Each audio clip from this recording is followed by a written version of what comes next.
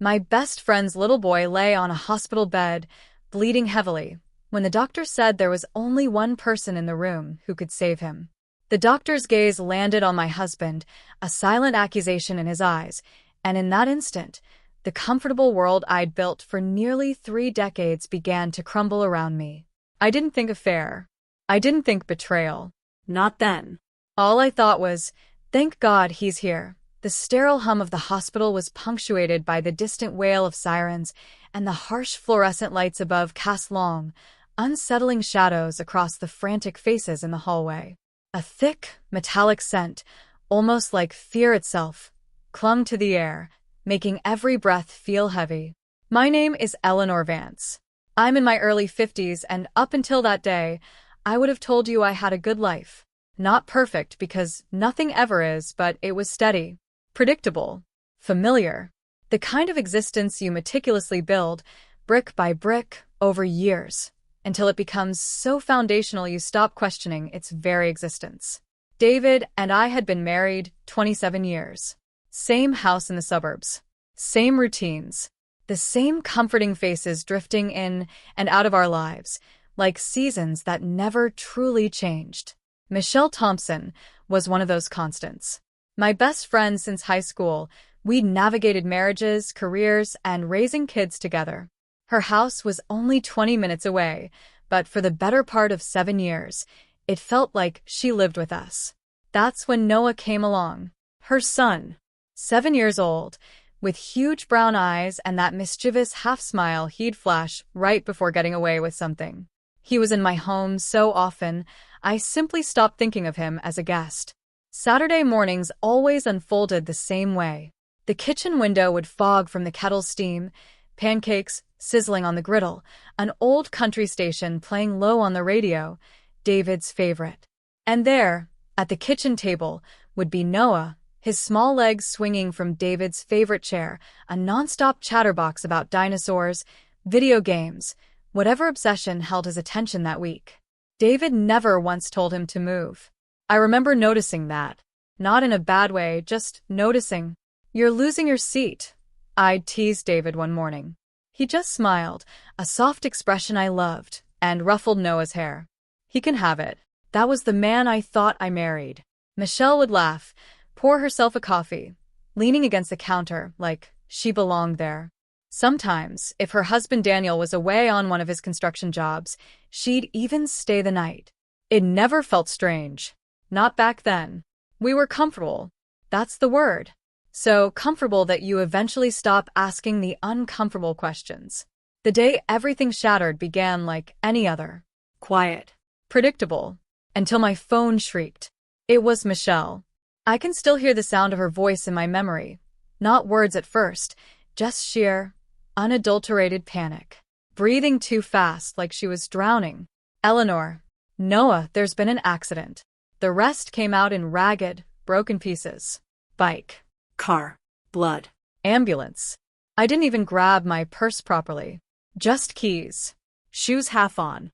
David was already moving, already out the door before I'd even finished the sentence. We drove in a terrifying silence.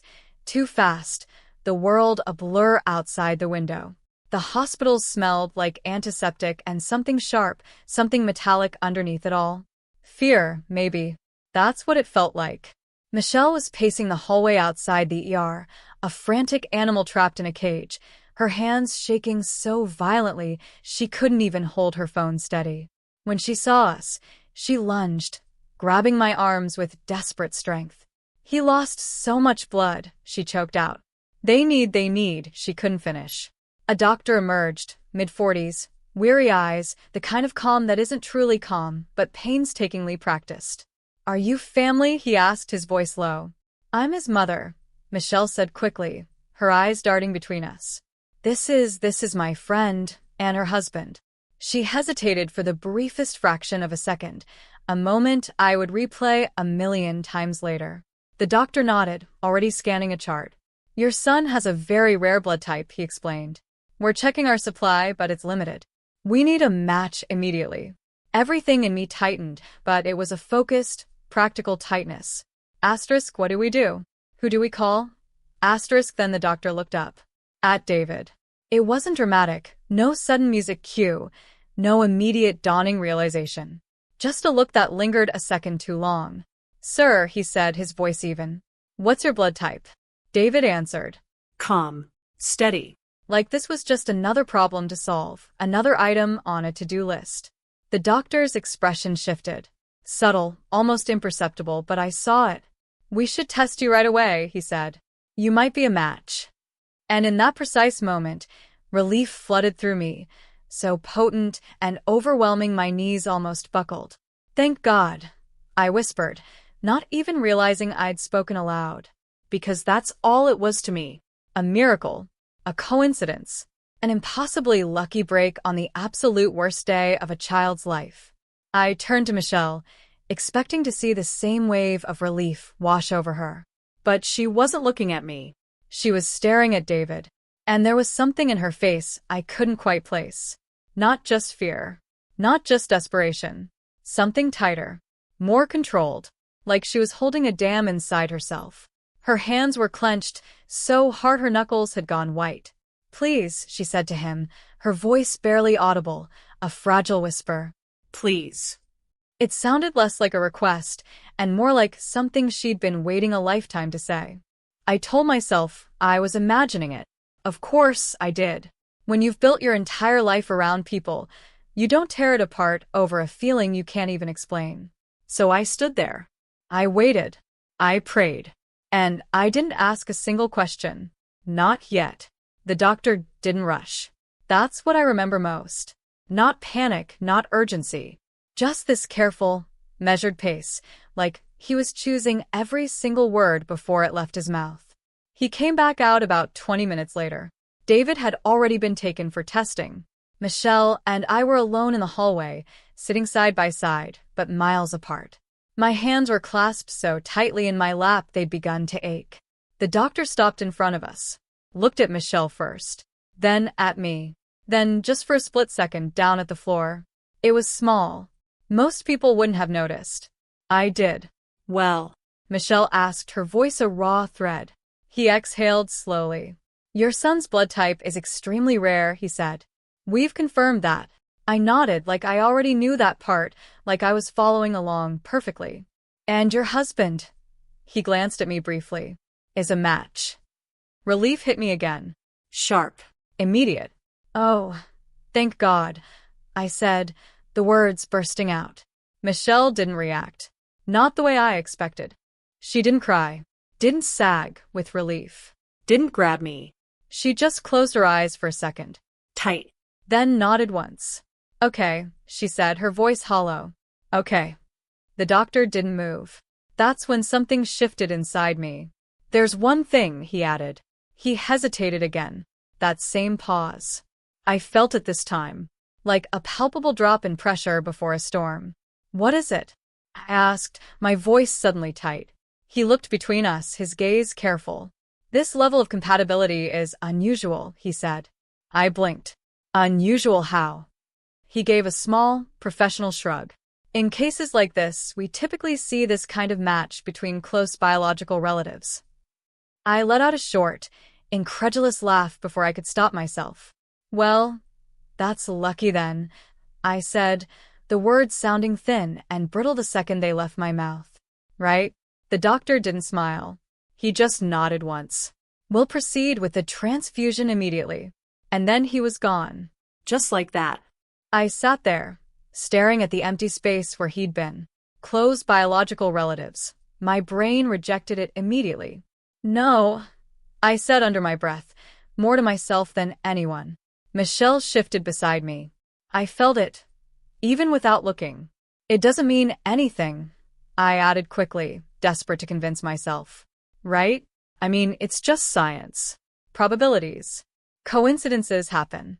I turned to her, waiting for agreement, for validation. She didn't meet my eyes. She was staring straight ahead, her jaw clenched tight. "Michelle?" She swallowed hard. "They need to save him," she said, her voice strained. "That's not what I asked." She finally looked at me then. And for the first time in over 30 years of knowing her, I didn't recognize the look on her face. It wasn't guilt, Not exactly. It was something quieter, like she was already bracing for impact. I felt something cold, something reptilian, slide through my chest. No, I said again, firmer this time. No, that's not. David came back into the hallway just then, a nurse walking beside him. They're prepping, he said, as if we were discussing a routine appointment. It'll take a little while. He looked at Michelle, then at me. Calm. Steady. The same man I'd driven here with. Nothing in his face gave anything away. How is he? He asked. Michelle nodded quickly. They're working on him. Good. David said. He sat down across from us, elbows on his knees, hands clasped. For a few seconds, no one spoke. I kept waiting for one of them to say something. Anything. Explain it. Dismiss it. Laugh it off. But the silence stretched. And stretched. Until it started to feel wrong. Deeply, fundamentally wrong. I cleared my throat. The doctor said something strange. I said, forcing the words out. David looked up at me. Yeah. He said the match was unusual. David's expression didn't change. Not even a flicker. Is that bad? He asked, a hint of mild concern in his voice. No. Just, I hesitated, searching for the right words. He said it usually happens between relatives. David gave a short nod. Huh. That was it. Huh. As if I'd commented on the weather. I stared at him. You don't think that's odd? I pressed, a desperate edge to my voice. He shrugged slightly. It's blood type Selenor. I'm sure there's a range. A range. Right. Of course. That made sense. It had to make sense. I nodded slowly, forcing myself to accept it. Yeah. Yeah, you're probably right. Michelle didn't say a word. The nurse came back then and told us they were starting the transfusion. David stood up immediately. I'll be in there, he said. Michelle reached for his arm as he passed. Just for a second. Her fingers tightened around his sleeve. Thank you, she whispered, her voice choked. It sounded too heavy for the moment. Too loaded. David just nodded and kept walking. I watched them. Both of them. And something deep inside me, something quiet but steady, shifted. I didn't have proof. I didn't have answers. But I had a feeling I couldn't shake. The kind that sits in your gut and waits. Hours passed. Noah made it through. The doctor told us he was stable, that the transfusion worked. Everyone cried then. Even me. Because no matter what else was happening, that little boy was alive. And that mattered. It should have been enough. But later that night, after everything settled, after Michelle finally went in to sit with Noah, I stepped out into the hallway to get some air. And that's when I heard them. Their voices were low, urgent. Around the corner, just out of sight. We can't let her find out, Michelle was saying, her voice tight with panic. There was a pause. Then David. Not like this, he said quietly, his voice an unfamiliar whisper. Not after all these years. I didn't move, didn't breathe. The world didn't crash down around me. It didn't shatter into a million pieces. It just went still. Utterly, completely still. And in that terrifying stillness, I understood something I couldn't ununderstand. This wasn't a coincidence. It never was. I didn't confront them that night. I wish I could tell you I did, that I stormed around that corner, demanded answers, forced the truth out right there in that sterile hospital hallway. But I didn't. I stood there, quiet, listening to the echo of their voices fade into the sterile air. And then I walked the other way, like I hadn't heard a thing. Because at my age, you don't blow up your life on a single moment. You confirm it. You need to. That's the part people don't talk about. The agonizing wait, the second-guessing, the way your mind desperately tries to protect you by offering easier explanations. Asterisk, maybe I misheard. Maybe it meant something else. Maybe I was just tired. Asterisk, so I went home the next morning alone. David stayed at the hospital overnight, said Michelle needed help, said Noah might wake up scared. I nodded. Of course he did. That's what a good man would do. I made coffee I didn't drink, sat at the kitchen table, staring at the empty chair where Noah always sat. David's chair. I ran my hand along the smooth, familiar wood. Then I stood up. And I started looking. Not dramatically, not like some detective show, just small things. I opened my laptop, logged into Facebook. David never logged out on the home computer. Why would he? I scrolled back. Years of pictures, birthdays, holidays, barbecues in our backyard. Noah was in almost all of them. I started paying attention to the backgrounds.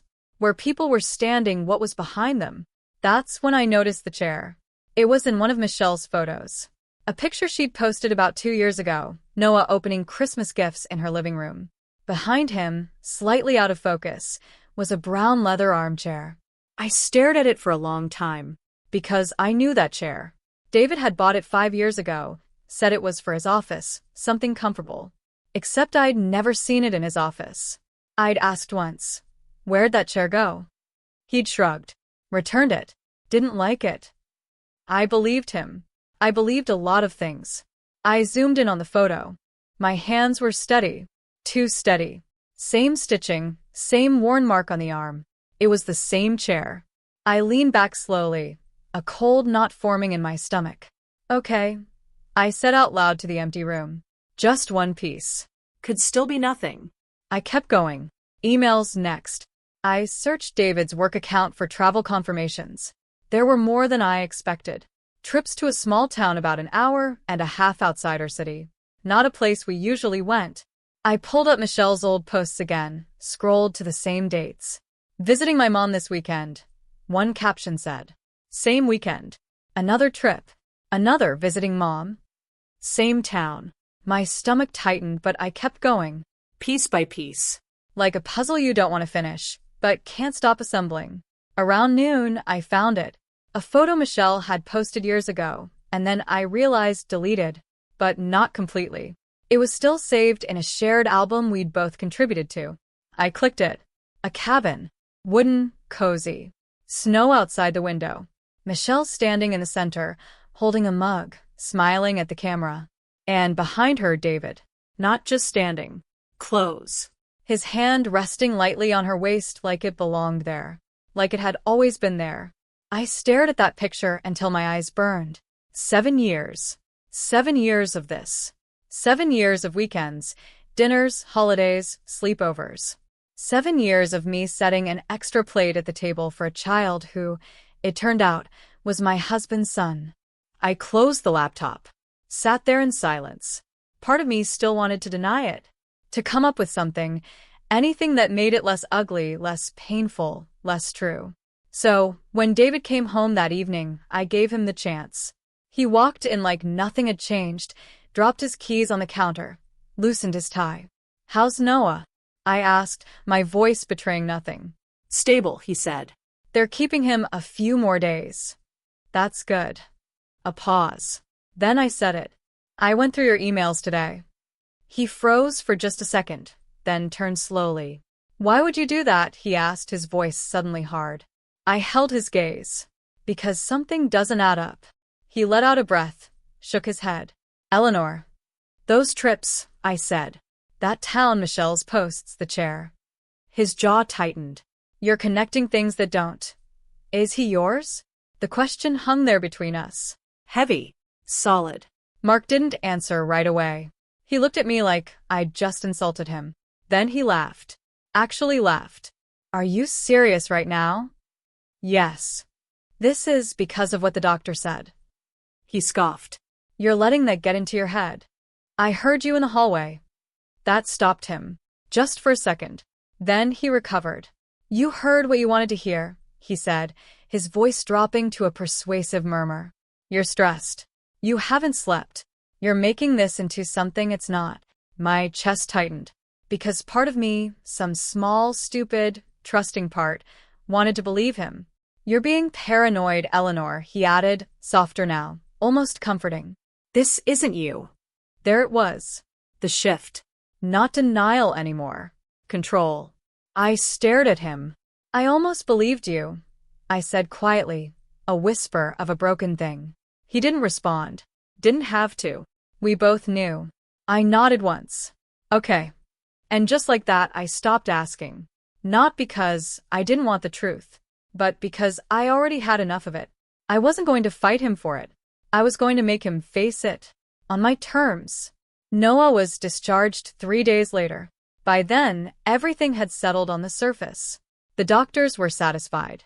Michelle was smiling again, thinner somehow, like something vital had been wrung out of her. David acted exactly like you'd expect a man who had just saved a child. Calm, helpful, quietly proud. If you didn't know better, you'd admire him. Michelle called me that evening. "I want to do something," she said, her voice careful. Too careful. "Just a small dinner to thank David for everything." I leaned back against the kitchen counter, phone pressed to my ear, staring at the spot where Noah used to sit. "That sounds nice," I said. And I meant it. It would be nice. For me. "I'll host," I added before she could offer. There was a pause. "Are you sure?" she asked. "Yes," I said simply. "It's the least I can do." Another pause. Then, "Okay." I planned it like any other gathering we'd had over the years. Same people, same menu, same house. Only this time, every detail mattered. I invited the neighbors, a couple of David's co-workers, 2 of Michelle's friends, and Daniel, her husband. He hesitated when I called. "Everything okay?" he asked, a wary tone in his voice. "Michelle said it was just a thank you thing."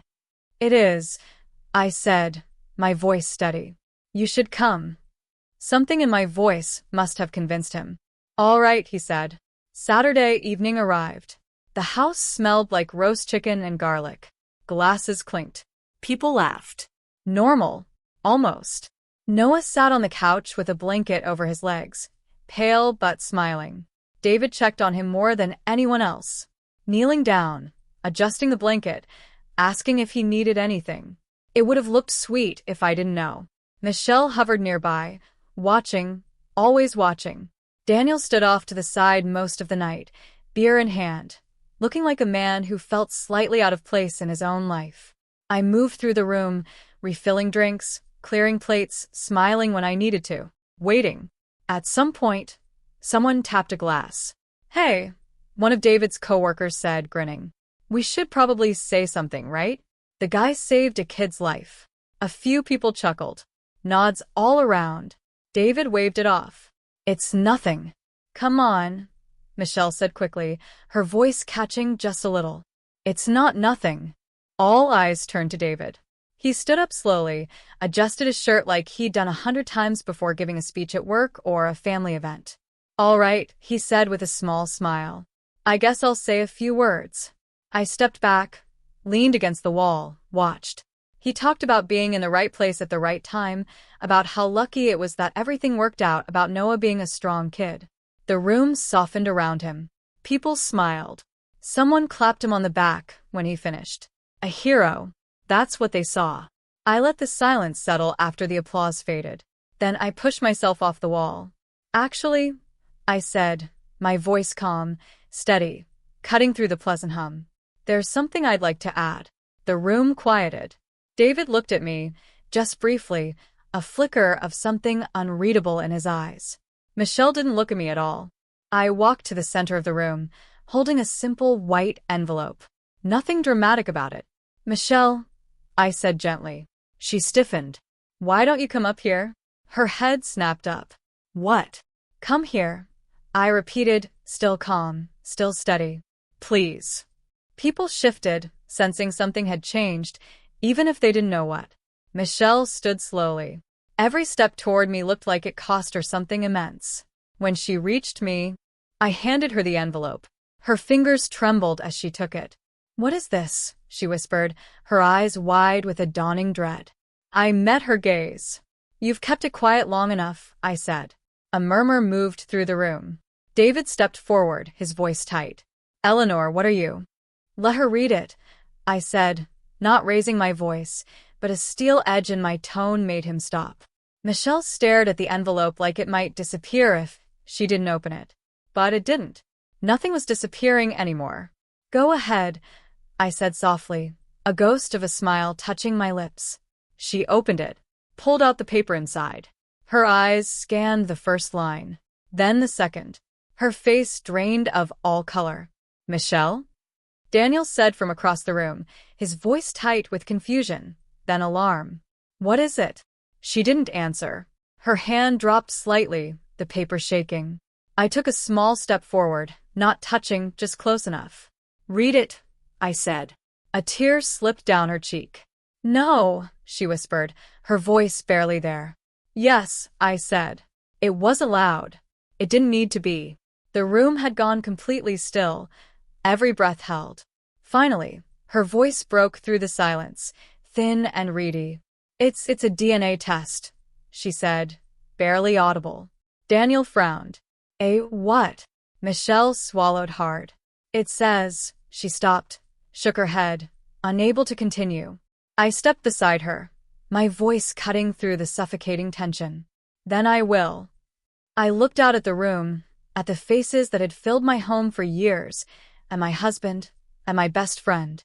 And I said it as simply, as clearly as I could. He's not just a match, I said. A pause. He's his father. No one spoke. No one moved. The words didn't explode. They didn't crash. They just settled. Heavy. Final. Daniel stared at Michelle like he'd never seen her before. David opened his mouth, closed it again. For once in his life, he had nothing to say. Michelle started crying, quiet at first, then harder, her shoulders shaking. I didn't mean for this to happen, she sobbed, shaking her head. It was years ago. 7, I said, correcting her softly. She flinched. Daniel let out a sound I'd never heard from a grown man before. Not anger, not exactly. Something deeper. A guttural expression of profound pain. Then he turned and walked out the front door without another word. No one stopped him. No one said anything. Because what was there to say? I stood there in the middle of it all. Not yelling. Not shaking. Just done. For the first time in a long time, I wasn't guessing. I wasn't doubting. I wasn't being told I was wrong. The truth was out. And they had nowhere left to hide. The house felt different the next morning. Same walls, same furniture, same light coming through the kitchen window. But the silence. It wasn't the familiar silence I'd lived with for years, the kind you fill with background noise, small talk routine. This one was clean. Sharp. Like something festering had finally been cut out. David didn't come home that night. He sent a text short. Asterisk, I'll stay at a hotel. We need to talk later. Asterisk, I didn't respond. There wasn't anything left to say. I woke up early anyway. Habit. Made coffee. Stood at the counter for a while, just holding the warm mug, feeling the comforting heat seep into my hands. No kettle whistling over someone else's voice. No footsteps coming down the hallway. No child asking what was for breakfast. Just me. I walked into the living room slowly. Everything was exactly where it had been during the party. A glass left on the side table. A folded blanket on the couch where Noah had sat. I picked it up, ran my hand over the soft fabric. Then I set it aside. One thing at a time. That's how you survive something like this. You don't fix your whole life in a day. You just start. The locksmith came around 10. A nice man, mid-60s, talkative in that easy way older folks have when they've seen enough not to rush anything. Changing all the locks? He asked, glancing around the room. Yes, I said. He nodded, like he understood more than I'd told him. Good idea, he said simply. I watched him work for a while. The quiet clicking of tools. The steady rhythm. It felt grounding. Like putting a boundary back where it should have always been. After he left, I sat at the kitchen table with a notepad. I wrote down everything. The house was mine. It had always been in my name. One of the few decisions I'd insisted on early in the marriage. David used to joke about it. Guess I'm just living in your place, he'd say. Funny the things that come back to you. Accounts, savings, bills. I knew all of it. I'd always handled the practical side of things. That part of my life didn't fall apart. Just the people in it.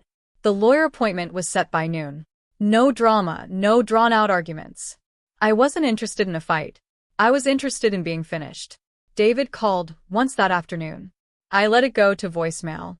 Then again later. Same result. The third time, I picked up. Eleanor, he said, his voice quieter than I'd ever heard it. I didn't answer. I don't even know where to start, he continued, a desperation creeping in.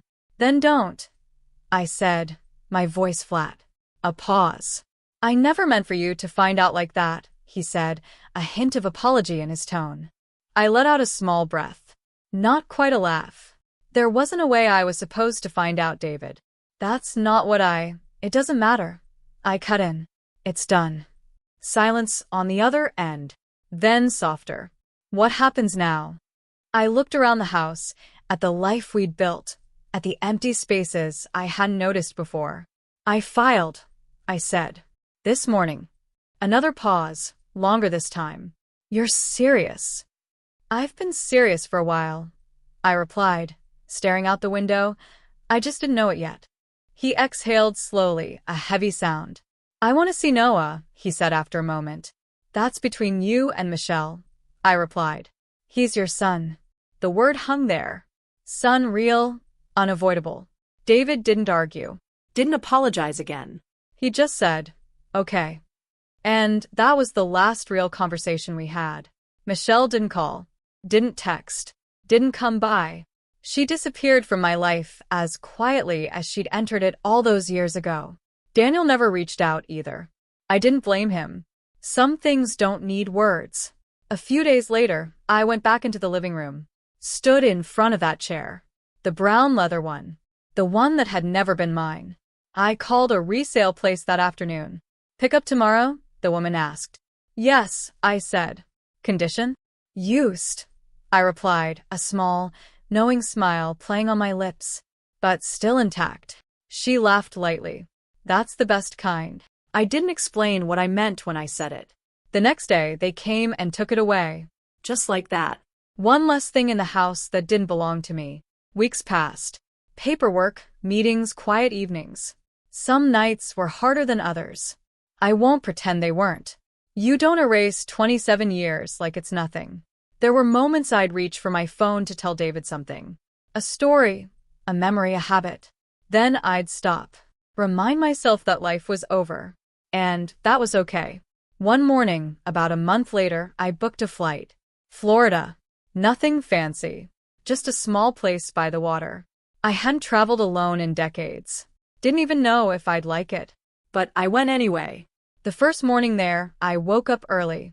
Walked down to the beach before the sun fully came up. There weren't many people around. Just a few early walkers. The sound of waves coming in slow and steady, a constant, comforting rhythm.